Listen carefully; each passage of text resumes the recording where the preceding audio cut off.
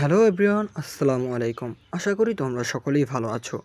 তোমরা দেখছো ই football site এবং আমি আছি তোমাদের সাথে সোহান।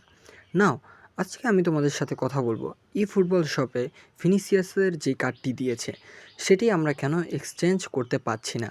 তাই এটা দেখানোর জন্য আমি সর্বপ্রথম এখানে চলে এসেছি এবং এখানে আসার পর এই যে এক্সচেঞ্জ লেখা দেখতে পাচ্ছ এখানে ক্লিক করছি।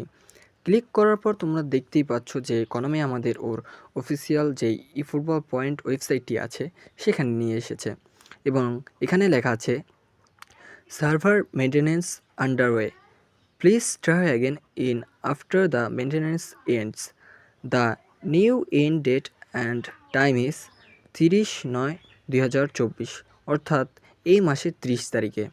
এবং আরও লেখা আছে you will not be able to use any of the service provided on the eFootball Point official website during maintenance এবং furthermore be aware that maintenance time may be extended if needed।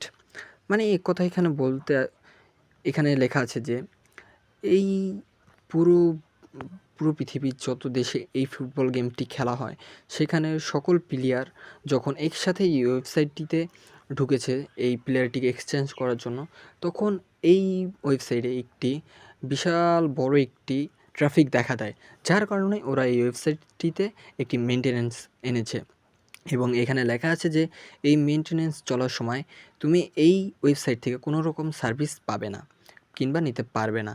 এবং আরও লেখা আছে যে এই maintenance টাইমটি আরও বাড়াতে পারে যদি ওদের প্রয়োজন হয় এটি ঠিক করার জন্য। আর আশা করি ওরা এটাকে আর বাড়াবে না, যেহেতু এটা 30 তারিখ দিয়ে দিয়েছে এই মাসের টাইম।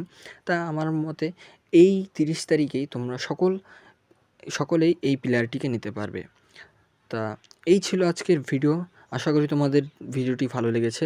যদি ভিডিওটি ভালো লেগে থাকে তাহলে প্লিজ চ্যানেলটি সাবস্ক্রাইব করে নিও এবং নতুন নতুন খবর জানতে এই চ্যানেলের পাশে থেকো।